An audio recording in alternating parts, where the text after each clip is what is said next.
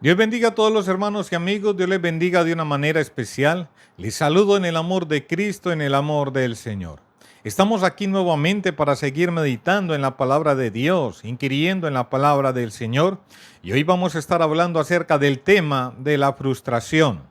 Vamos a estar mirando varios aspectos como lo son los campos en los cuales más se presenta y también como las causantes principales de que este sentimiento de frustración se presente en nuestras vidas. Cuando miramos el significado que nos arroja los diccionarios acerca de la frustración, nos dice específicamente que es un sentimiento de insatisfacción y fracaso. La frustración genera emociones intensas y desproporcionadas, difíciles de controlar como lo son la ira, la irritabilidad, el enfado, la desesperanza, la ansiedad o tristeza profunda. Como ya lo dije, todas difíciles de controlar. Pero no solamente afecta nuestra parte emocional, no solamente afecta nuestra parte espiritual, sino que también afecta nuestra parte física. En algunas personas se pueden presentar casos de insomnio, dolores de cabeza, tensión muscular o problemas digestivos relacionados con el estrés.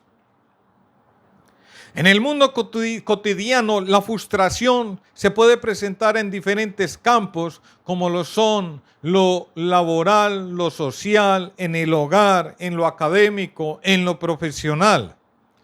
Siempre la frustración se produce cuando una persona que se ha hecho ciertas expectativas, ciertas aspiraciones de algo en su vida, en un momento dado, esas aspiraciones y esas expectativas que él se había hecho no se dan y no se cumplen, provocando así una sensación de descontento o insatisfacción.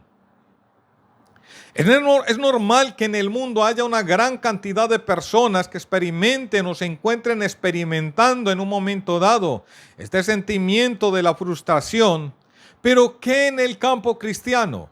¿Qué en las personas que han entregado su vida a Cristo? ¿Qué las personas que son seguidoras del Señor? ¿Qué de las personas que han puesto completamente su fe en Cristo? Sienten que sus expectativas y aspiraciones en cuanto al cristianismo, en cuanto a su vida en el cristianismo, no se han dado, no se han cumplido. Así es, hay gran cantidad de personas cristianas que aunque han entregado su vida a Cristo, que aunque tienen al Señor, que aunque son seguidores del Señor, son afectados por este sentimiento de la frustración. Sienten que en un momento dado su vida es un fracaso.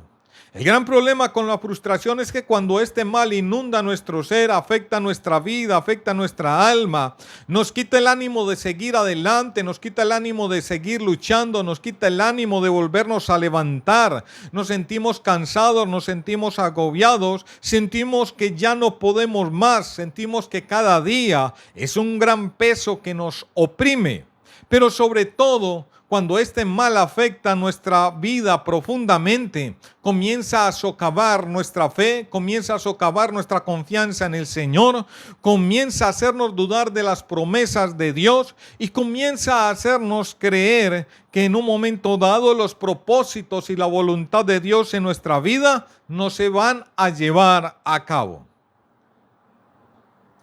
¿Cuáles son los campos más comunes en los cuales se presenta este sentimiento de frustración? He señalado 3 campos. El primero de ellos, en nosotros mismos. Esto sucede cuando nos vemos incapaces de cambiar ciertos aspectos de nuestro carácter y cuando nos vemos sujetos a ciertos vicios que cuando tratamos una y otra vez de superarlo, de vencerlo, siempre tropezamos en la misma situación.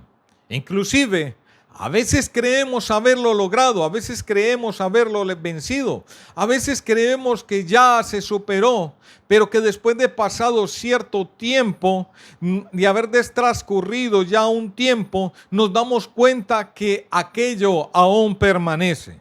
En esos momentos sentimos frustrados, en esos momentos nos sentimos tristes, en esos momentos nos sentimos agobiados porque esto va socavando nuestra fe, nuestra confianza y va quitando ese ánimo de seguir luchando, de seguir intentándolo, porque se va creando en nosotros ese pensamiento, esa idea de que siempre va a suceder lo mismo, que lo vamos a intentar nuevamente y que nuevamente vamos a tropezar en la misma situación. Otro de los aspectos en los cuales se presenta en gran manera este sentimiento de la frustración es en nuestro hogar. Aquí es un poco complejo, porque diversos miembros de las familias en un momento dado experimentan este sentimiento de la frustración. En un momento dado se sienten frustrados, pero un miembro en especial sufre grandes frustraciones y estoy hablando de las esposas. Es un campo en el cual las mujeres tienden a sufrir muchas frustraciones. Lo sufren cuando las expectativas en cuanto a su marido, en cuanto a su esposo, no se dan, no se cumplen, no resulta ser aquella relación con aquel hombre como ella la aspiraba, como ella tenía cierta expectativa en el momento que inició la relación con esta persona.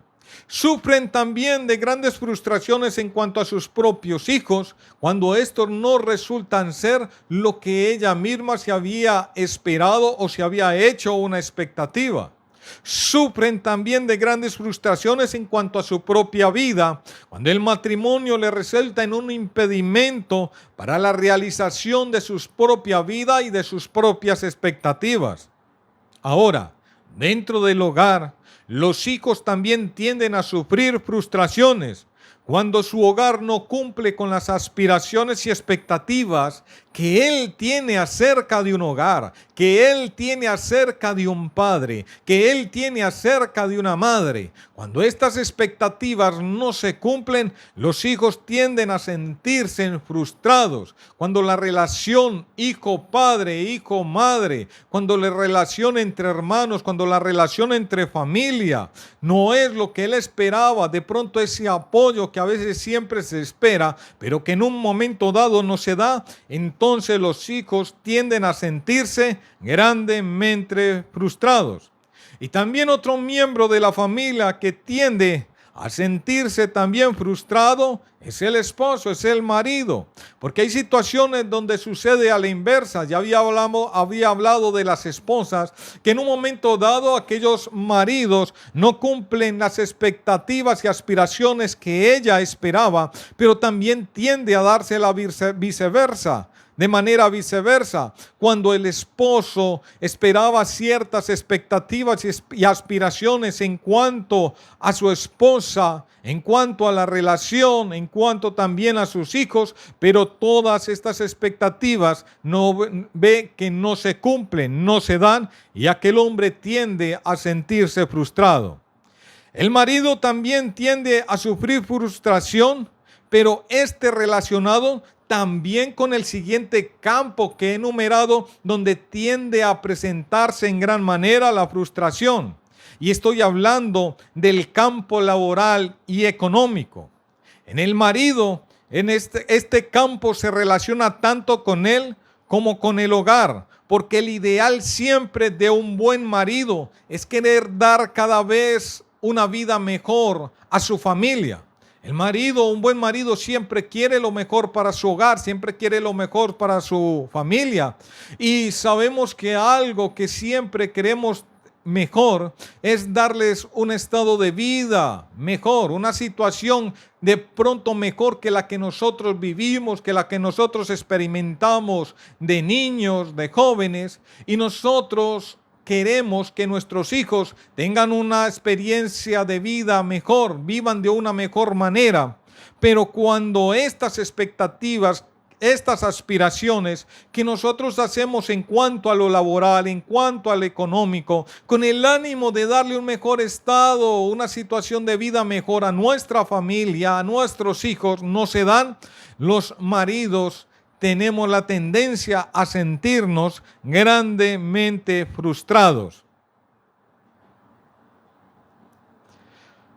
Muchas personas creyentes se sienten frustradas en el campo laboral porque no vieron cumplirse la expectativa que que él se había hecho acerca de su vida, y que aunque ven que el tiempo va pasando, que el tiempo transcurrido, que ya ha pasado una buena cantidad de tiempo, ven que aquellas expectativas, que aquello que él esperaba que cambiara no se cambió, que aquello que él esperaba que se diera no se dio, y que aquello que él esperaba que se cumpliera no se cumplió. Así, las personas creyentes también en ese campo tienden a sentirse frustradas.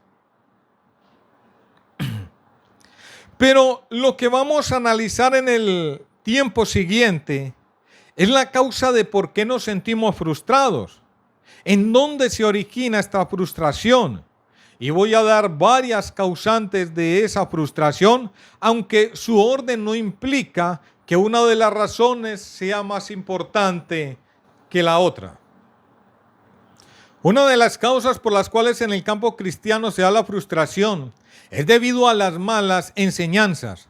Cuando no se enseña correctamente el Evangelio de Cristo, cuando esto sucede, termina dándosele al creyente un fundamento, una idea errónea acerca de lo que es el Evangelio, acerca de lo que es creer en Cristo, acerca de lo que es seguir en Cristo, a veces dándosele aún promesas que Cristo no ha dado, y así el creyente se hace una expectativa errónea, falsa, acerca de lo que él espera de Cristo, acerca de lo que él espera de Dios y acerca de lo que él espera del cristianismo en su vida, y luego cuando no ve cumplirse tales expectativas, estas personas tienden a sentirse grandemente frustradas. Y no solamente grandemente frustradas, hay personas que cuando se les ha dado enseñanzas tan erróneas, enseñanzas tan falsas, enseñanzas tan equivocadas, y ven que esto no se cumple en su vida cristiana, a veces tienden a sentirse tan decepcionadas de aquello que hay personas que se apartan nuevamente del cristianismo, se apartan nuevamente de Cristo, se apartan nuevamente de los caminos del Señor y se vuelven al mundo. Esto también sucede cuando en muchos casos personas que han llegado al cristianismo se encuentran con situaciones a veces escandalosas en medio de la iglesia, en medio de los pastores, en medio de líderes. Y entonces aquella expectativa que esa persona tenía acerca de la vida cristiana se ve completamente frustrada. Y estas personas se decepcionan a tal punto que se apartan de los caminos del Señor. Ejemplo de estas malas enseñanzas es cuando se asocia el éxito de la vida cristiana y la presencia de Dios a lo económico, afirmando que cuando somos prosperados es porque nos encontramos bien con Dios, es porque estamos haciendo las cosas adecuadamente, y que cuando nuestra economía no funciona bien es porque nos encontramos mal con el Señor. Esto también se ha dado para ciertas manipulaciones en medio del pueblo, donde pareciera que la causa principal de seguir a Cristo no fuera la salvación, no fuera la redención, no fuera el perdón de nuestros pecados, no fuera la transformación de nuestra vida, sino que pareciera que la causa principal de seguir a Cristo fuese el mejoramiento de mi vida económica, de una vida empresarial, del mejoramiento del negocio. Igualmente que como las personas van donde los brujos, porque estos van allí porque simplemente esperan que su vida económica, su negocio, su hogar o aquella persona que amaba vuelva. Pero a veces hay personas que por aquellas malas enseñanzas vienen a Cristo no precisamente buscando la salvación, buscando que sus pecados sean perdonados, buscando un cambio total en su vida, sino que lo hacen de esta misma manera, esperando que solamente haya un mejoramiento en su vida, que esperando que solamente haya un mejoramiento económico, empresarial o en cuanto a algún negocio, pero no en cuanto a la salvación de su alma. Aún en el tiempo de Cristo sucedió esto, y él mismo lo refirió en una ocasión cuando la multitud, después de que el Señor hubiese hecho aquel gran milagro de alimentar toda aquella cantidad de personas, lo buscaran y lo encontraran. Él mismo les dijo, de cierto os digo que me buscáis, no porque habéis visto las señales, sino porque comisteis el pan y os saciasteis. ¿Y qué les dice el Señor? Si me buscan solamente para saciar vuestros vientres, van a morir igualmente. Esfuércense por buscar la comida que da vida eterna. Buscaban al Señor para saciar su deseo corporal, pero no lo buscaban para comprender y entender más acerca del mensaje del Evangelio, acerca del mensaje de Cristo, para querer y comprender más y entender acerca de sus palabras, de los misterios de Dios, los cuales eran revelados por el Señor. No lo buscaban para entender más en cuanto a la salvación del alma, en cuanto al perdón de los pecados, sino que lo buscaban por el bien corporal que el Señor les podía dar.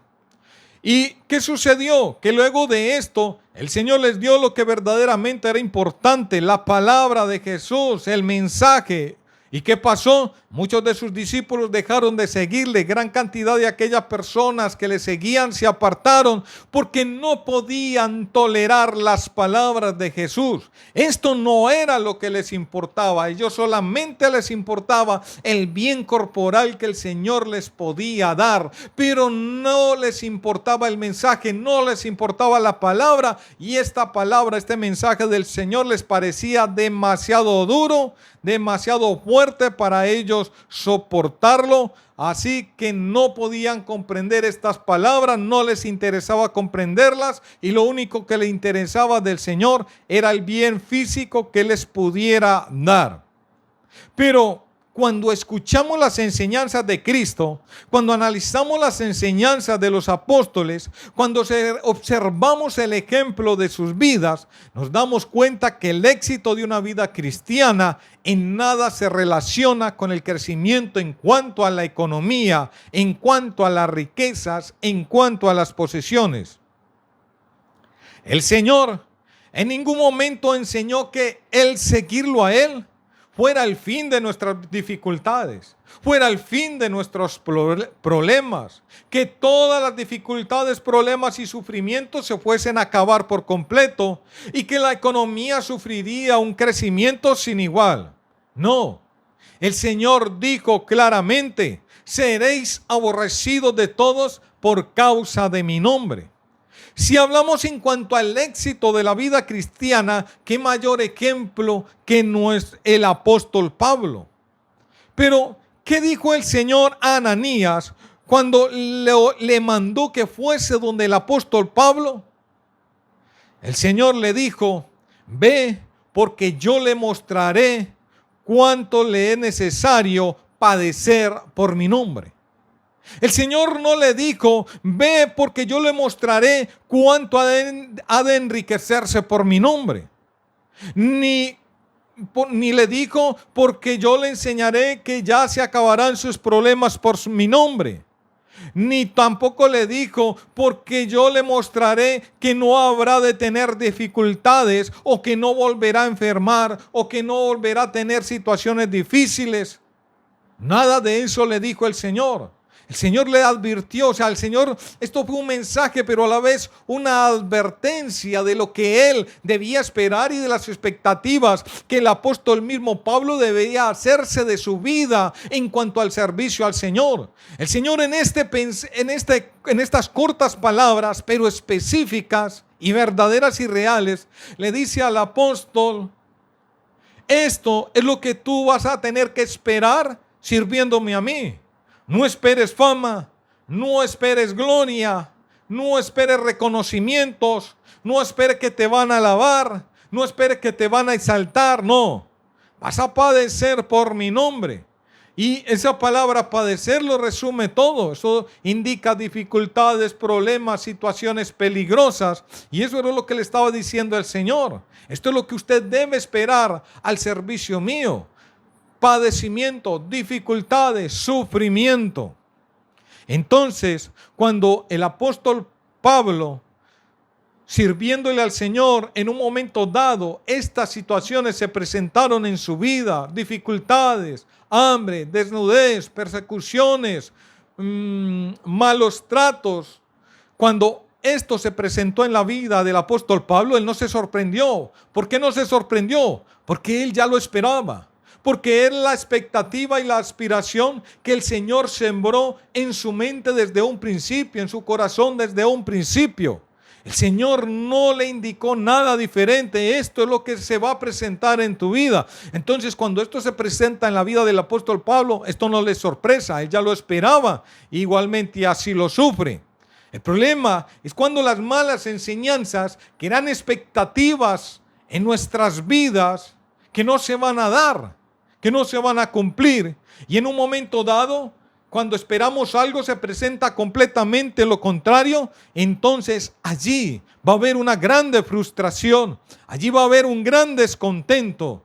Y allí va a haber momentos de duda, va a haber conflictos, porque no vamos a comprender qué es lo que está sucediendo. Si a mí me prometieron esto, si a mí me hablaron esto, si a mí me dijeron que la vida cristiana era esto, que seguir a Cristo iba a pasar esto en mi vida, entonces yo me voy a preguntar y voy a entrar en un caos allí, en mis pensamientos, pensando, pero ¿qué es lo que pasa en mi vida? ¿Qué es lo que está pasando si no se está dando lo que me habían dicho, lo que me habían prometido? Pero eso no es por causa de Dios, eso no es por causa del Evangelio, eso es por causa de alguien que enseñó mal, de alguien que le dio una expectativa equivocada a una persona, la sembró en el corazón, en el pensamiento, y después esto no se dio en su vida.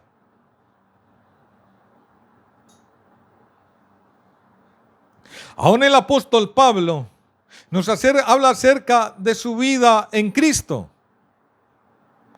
Nos dice, en trabajos más abundante, en azotes sin número, en cárceles más, en peligros de muerte muchas veces. De los judíos 5 veces he recibido 40 azotes menos 1.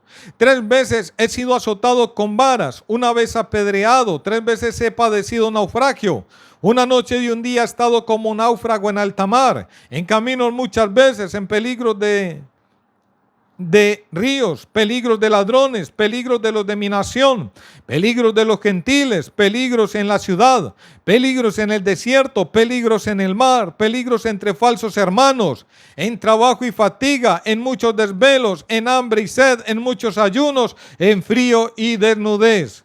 En otro lugar dice, hasta esta hora padecemos hambre, tenemos sed, estamos desnudos, somos abofeteados y no tenemos morada fija. Nos fatigamos trabajando con nuestras propias manos, nos maldicen y bendecimos, padecemos persecución y lo soportamos, nos difaman y rogamos. Hemos venido a ser hasta ahora como la escoria del mundo, el desecho de todos.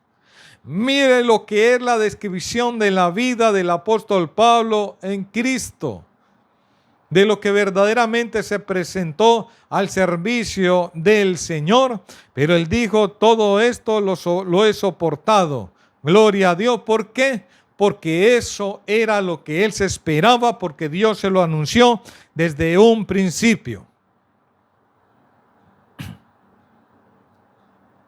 Así que en ningún lugar de la palabra indica que por ser seguidor de Cristo, los problemas se vayan a acabar. La diferencia es que las personas en el mundo sufren y luchan sin causa ni propósito. Y si lo hacen, son por causas temporales, son por causas perecederas. Pero a diferencia en el cristianismo, se sufre y se padece por causas y propósitos eternos. El Señor nos dice que seguiremos sufriendo dificultades y problemas, pero ahora por causa de su nombre. Pero hay promesa de un gran galardón en el reino de los cielos, que a quienes resistan y perseveren lo han de recibir. O sea, tanto en el mundo como en el cristianismo se va a seguir sufriendo y se va a seguir padeciendo. Pero la gran diferencia es que la persona en el mundo sufre y padece por una causa temporal, a veces sin causa ni propósito, o por una causa temporal y perecedera.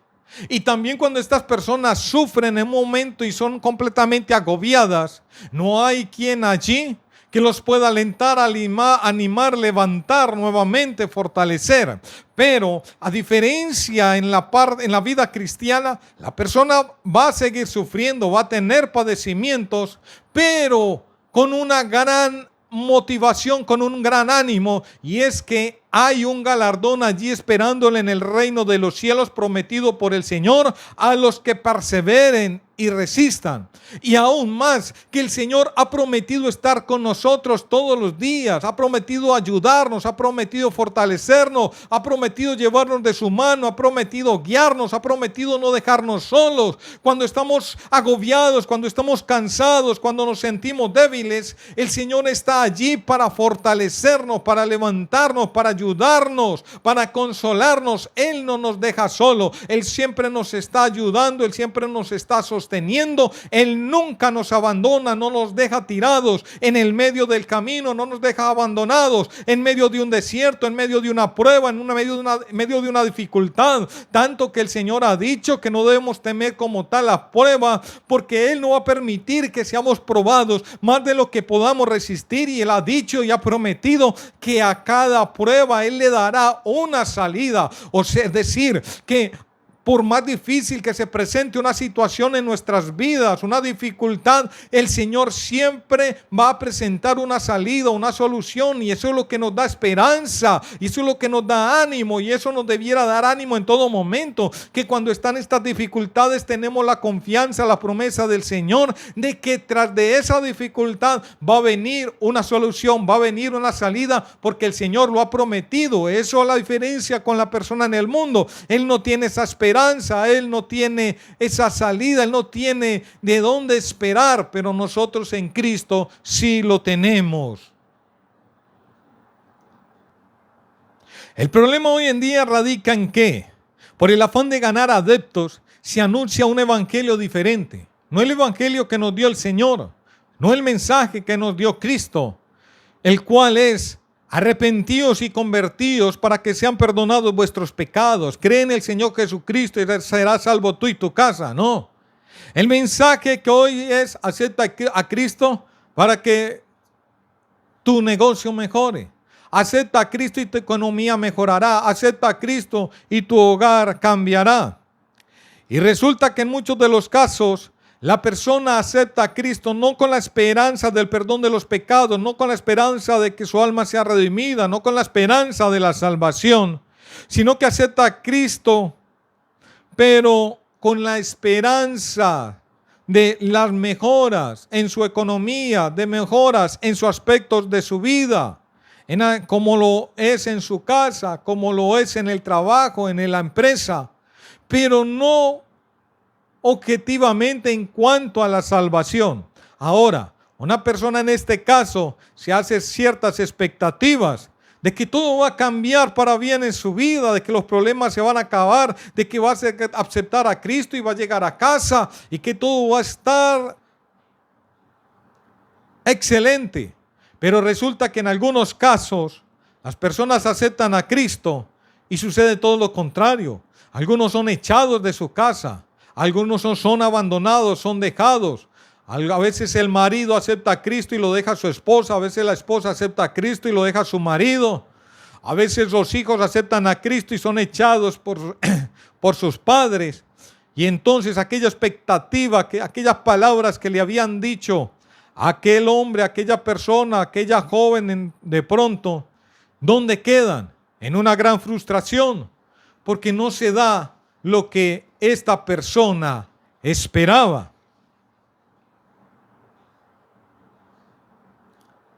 Entonces, las malas enseñanzas son causantes de grandes frustraciones en los creyentes.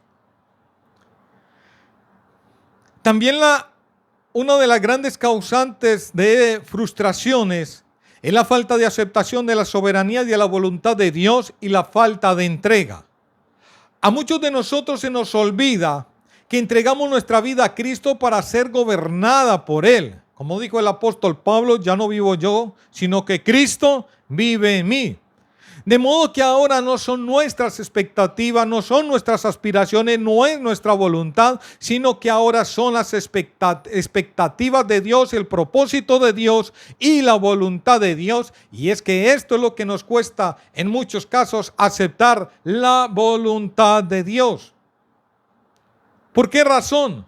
Porque en muchos de los casos la voluntad de Dios está en contra de mis propias expectativas, está en contra de mi propia voluntad, está en contra de mis aspiraciones, y lo que va a resultar es que nos vamos a ver como Jonás, queriendo huir de hacer la voluntad de Dios, queriendo huir de seguir la voluntad de nuestro Señor, y nos encontraremos luchando contra Dios, y Dios usará todo aquello que esté a su mano para dirigirnos nuevamente a sus caminos, a su voluntad.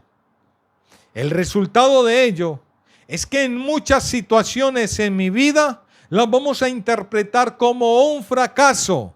Y no solo yo, otros la van a interpretar de igual manera.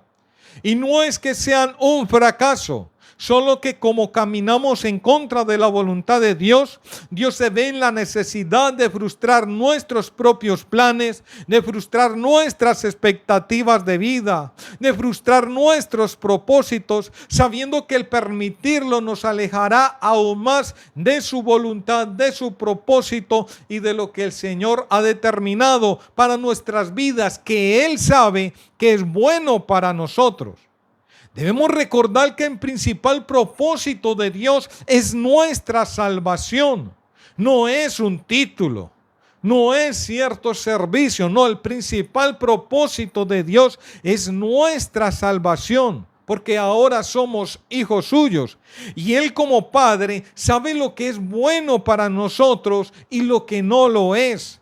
Solo que lo que Dios considera bueno, en muchos de los casos, yo no lo considero de igual manera. Dios sabe lo que me conviene, Dios sabe lo que es bueno para mi vida, pero yo no lo considero así.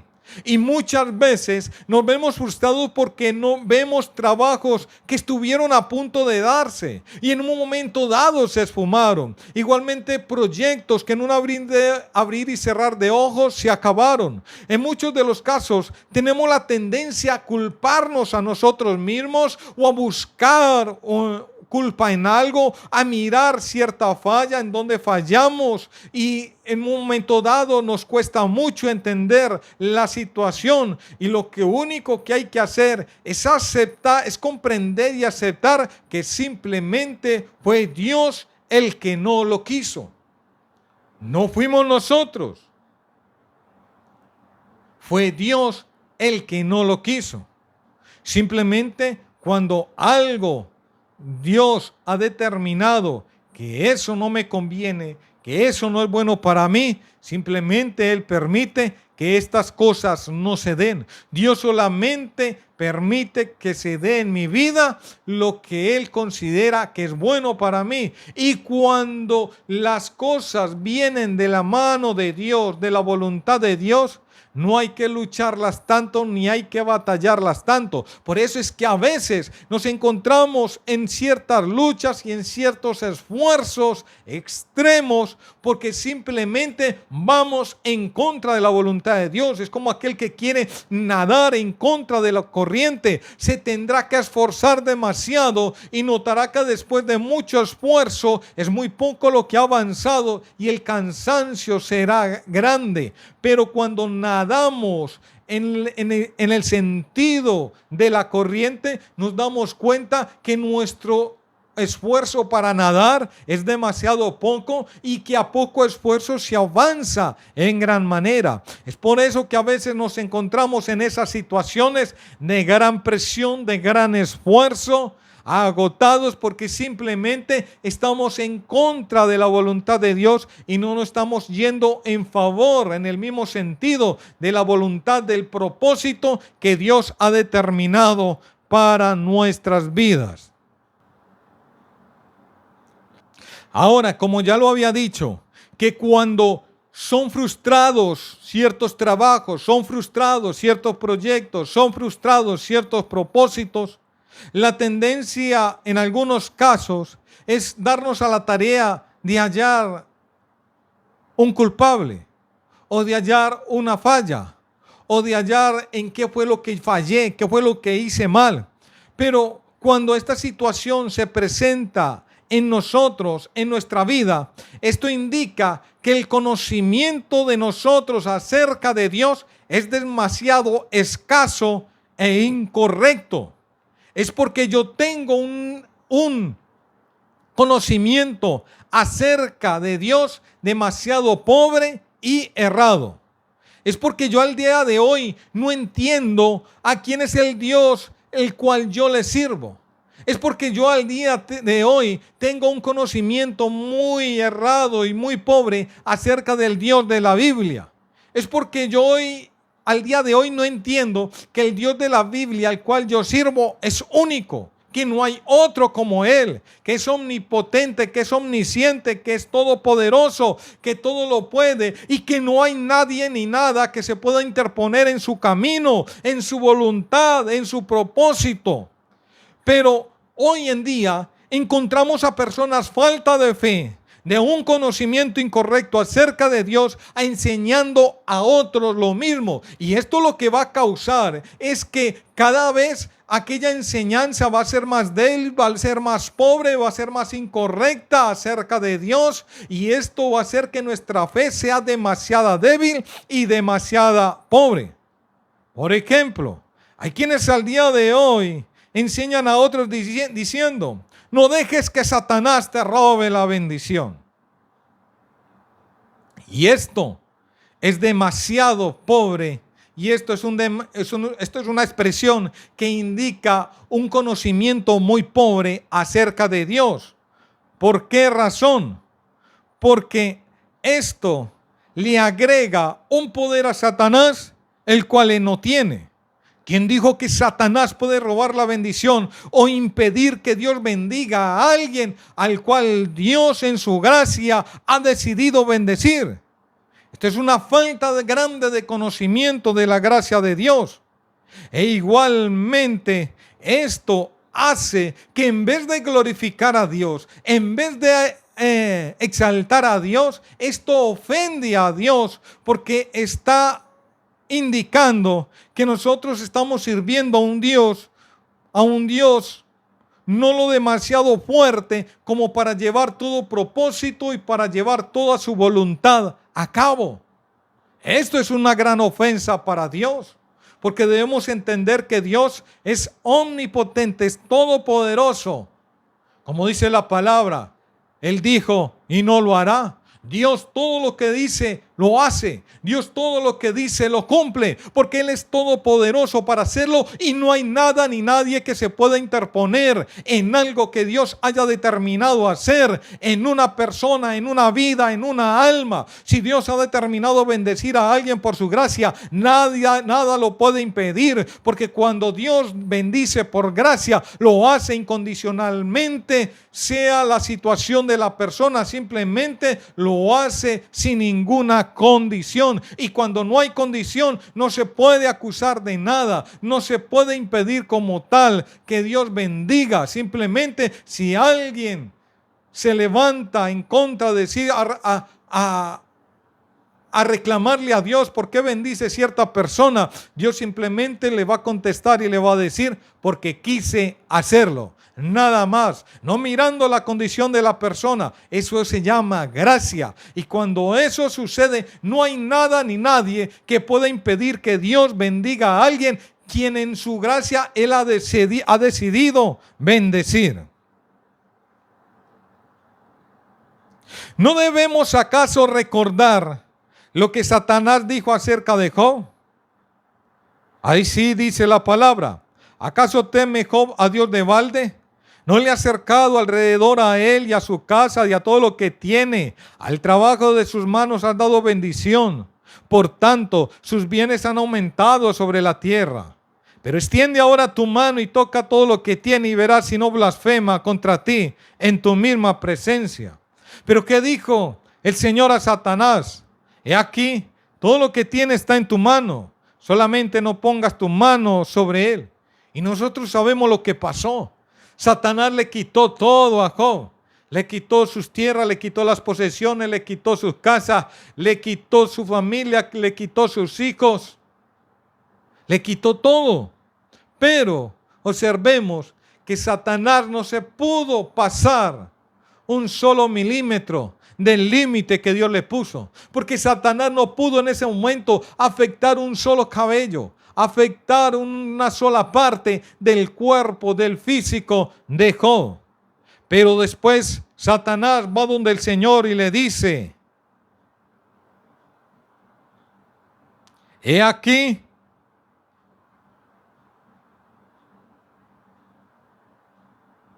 extiende ahora tu mano, toca su hueso y su carne, y verás si no blasfema contra ti en tu misma presencia.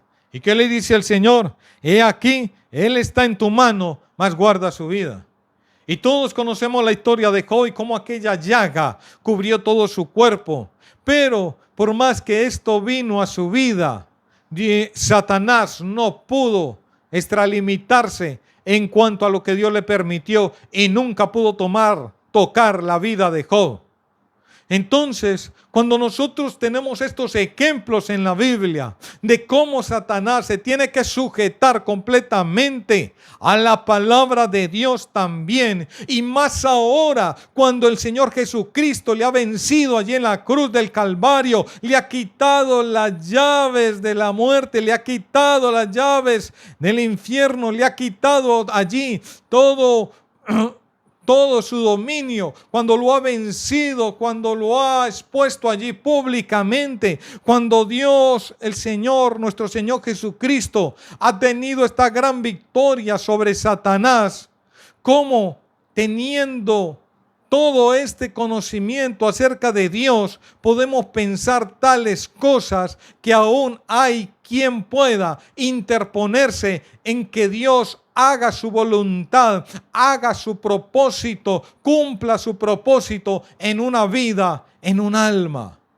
No hay nada, no hay nadie que se pueda interponer en la voluntad de Dios.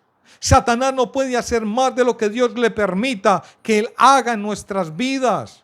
Y si Dios lo permite, lo hace siempre con un propósito. Nunca Dios permite algo en nuestra vida sin despropósito alguno. Así como dice la palabra mismo, que en todo lo que sufrió Job, en todo lo que padeció, nunca Job atribuyó despropósito alguno a toda esta situación. No atribuyó despropósito alguno en Dios. Es cuando miramos, por ejemplo, al apóstol Pablo acerca del mensajero de Satanás que Dios le permitió que lo abofeteara, es decir, que lo humillara. Y todo esto no fue sin propósito, sin ningún propósito.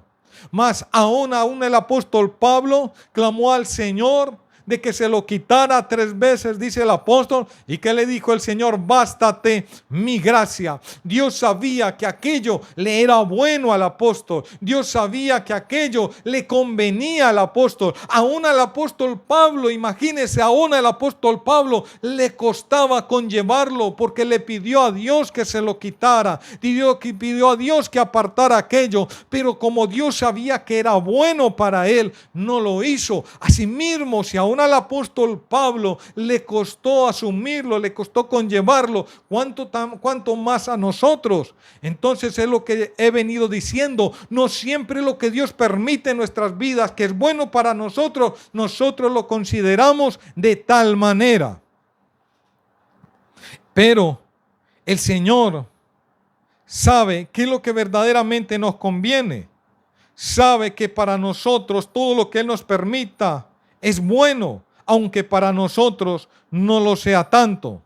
Él dice: sabemos que los que aman a Dios, todas las cosas les ayudan a bien. Esto es, a los que conforme a su propósito son llamados. David dijo cuando era maldecido por Simei: dejadle que me maldiga, pues Jehová se lo ha dicho. Quizá mirará Jehová mi aflicción y me dará Jehová bien por sus maldiciones de hoy. Nosotros no lo entendemos, nosotros no lo comprendemos, pero Dios sabe que lo que Él permite en nuestra vida nos conviene, y Dios hará que eso que nosotros vemos como una dificultad, que eso que nosotros vemos como un problema, que eso que nosotros vemos como una situación difícil, sea una bendición para nuestras vidas.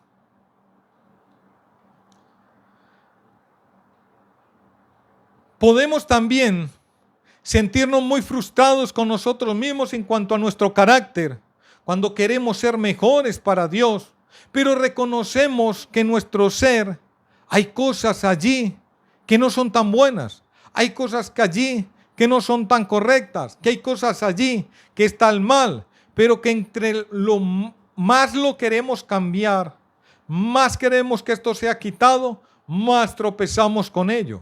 Y en ese momento tenemos la tendencia a sentirnos muy frustrados. El problema radica en ello mismo. Y es que cuando queremos cambiar las cosas con nuestra propia voluntad, cuando queremos cambiar las cosas con nuestros propios esfuerzos, cuando queremos cambiar las cosas con nuestra propia capacidad y no con el Espíritu de Dios, a nosotros se nos olvida que en nosotros no hay nada bueno. Y si en nosotros no hay nada bueno, ¿qué cosa buena podemos aportar nosotros para el mejoramiento o la transformación de nuestra vida?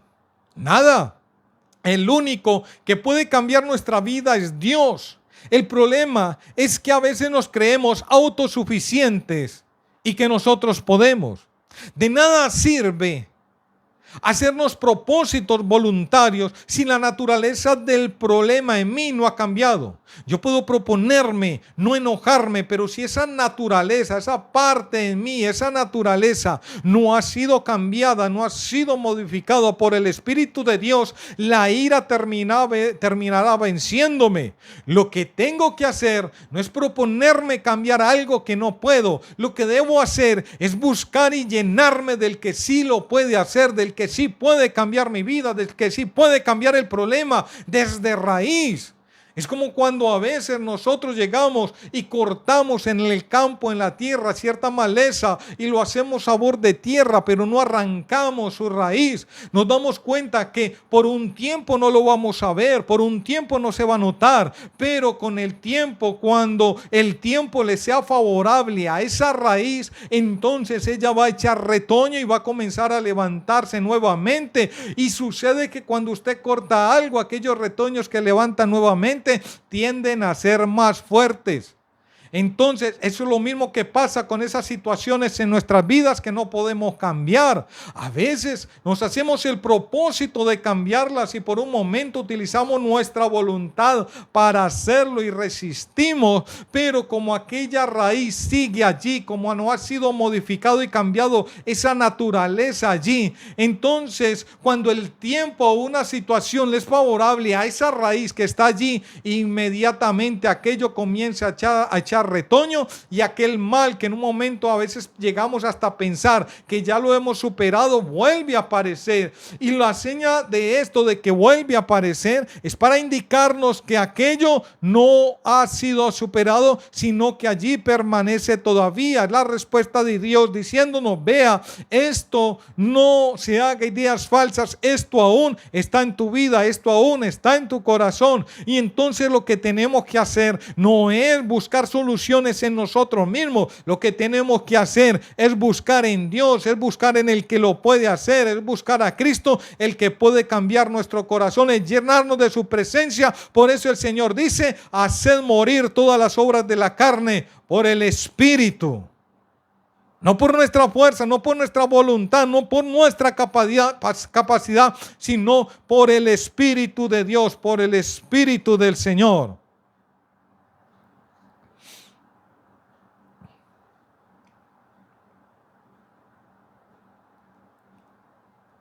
Debemos recordar que nosotros en Cristo somos barro e instrumentos. Somos barro en cuanto a nuestro carácter y somos instrumentos en cuanto al servicio. Pero ni el barro se moldea a sí mismo, ni los instrumentos obran para su propia voluntad. Siendo barro, queremos moldearnos a nosotros mismos y no dejar que sea Dios el que nos moldee hasta hacernos a la imagen de Cristo. Y siendo instrumentos, queremos movernos en nuestra propia voluntad y no en la de Dios. Esto también a causa de malas enseñanzas. Alguien dijo: si usted quiere, Dios también quiere, y esto es completamente falso. David tuvo una muy buena intención para con Dios, Él quiso hacer templo para Dios, casa para Dios, pero esto no era la voluntad de Dios y Dios le tiene que hacer saber a David a través del profeta que esto no es su voluntad y que él no le va a hacer casa a Dios, sino que al contrario, Dios le va a hacer casa a él. Y es que a Dios no se impresiona con una buena intención. A Dios no se impresiona de esta manera. Dice la palabra, el obedecer es mejor que los sacrificios y el prestar atención que la grosura de los carneros. Es la obediencia lo que le agrada a Dios. Así que el origen de tanta frustración es a causa de la falta de un conocimiento adecuado acerca de Dios, de una correcta aceptación de su voluntad, de la falta de entrega a su propósito. Porque siempre que pretendamos establecer nuestra voluntad, nos encontraremos luchando contra Dios. ¿Y quién ha vencido? A Dios. Y será Él el que frustre nuestros proyectos, sea Él mismo el que cierre puertas, el que cierre caminos para guiarnos a su voluntad, para guiarnos a su camino, para guiarnos a su propósito, para guiarnos a lo que Él verdaderamente sabe que es bueno para nuestra vida. Es cierto que hoy encontramos una grande cantidad de personas enseñando mal la palabra de Dios, haciendo un uso indebido de la misma manera, y pareciera que los viéramos triunfar, llenos de riqueza, fama, dinero, posesiones. Pero es que en esto mismo radica el engaño, cuando asociamos el éxito con riqueza, fama y dinero. Es por eso que ellos mismos triunfan en ese campo, porque en sus vidas no está Cristo. Y por tanto no trata con sus vidas, no interviene, los deja en la ceguera y en la esclavitud de su propio desenfreno. Y como no quisieron creer a la verdad, Dios les concede poderes engañosos para que crean a la mentira, a fin de que reciban su castigo por no haber creído a la verdad, así como lo dice la palabra de Dios.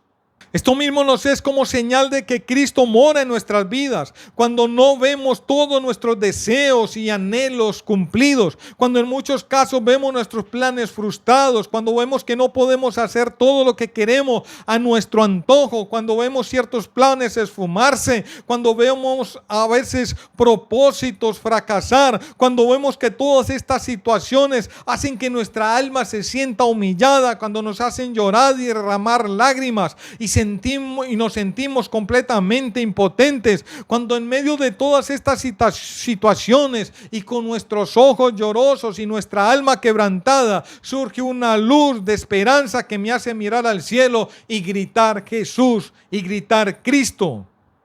Porque tengo a Cristo, es que Él interviene en mi vida. Porque le tengo a Él, es que frustra mis caminos, porque saben que no son buenos, porque saben que no me conviene.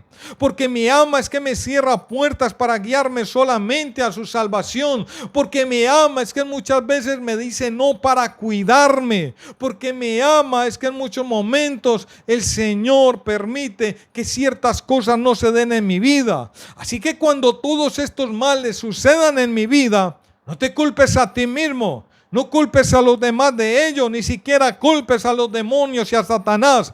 Cuando esto suceda, solo recuerda que Dios te ama, que Dios está en tu vida y por tanto se preocupa por ti, te guarda, te cuida, te guía. Alguien dijo, cuando Dios te dice sí, te bendice. Cuando te dice no, te cuida. Y cuando te dice espera, te prepara. Esta situación, debemos recordar que todas estas situaciones solamente provienen de la mano de Dios, porque mi vida está completamente en Cristo. Nadie puede intervenir en mi vida si Dios no lo permite, ni un demonio, ni aún Satanás, nada. La palabra dice claramente, ¿quién acusará a los escogidos de Dios?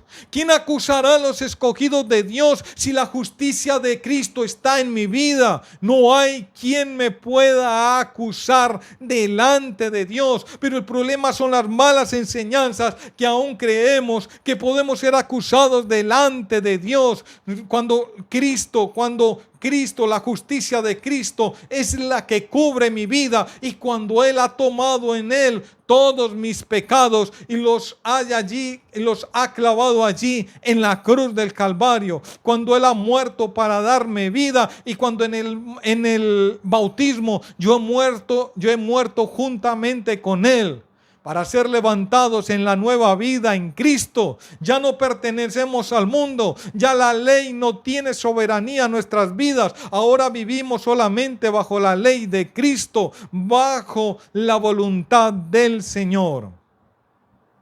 Así que cuando todas estas situaciones pasen en mi vida, yo no tengo que estar pensando dónde hubo una falla, dónde que fue un demonio que me arrebató la bendición, en qué fue lo que me descuidé. Sí, hay fallas en nuestras vidas y Dios se encarga de corregir esas fallas en nuestras vidas, pero las situaciones que pasan en nuestras vidas, todas vienen de la mano de Dios, y como Él lo ha prometido, Él no va a permitir nada en nuestras vidas que nos destruya. Todo lo que Él permite es para nuestro bien. Si son situaciones difíciles, Él sabe por qué lo permite, pero Él siempre nos llevará en victoria. Son difíciles de sufrir, son difíciles de soportar, sí. Lo que le tenemos que pedir al Señor son fuerzas para conllevarlo, son fuerzas para recibirlo.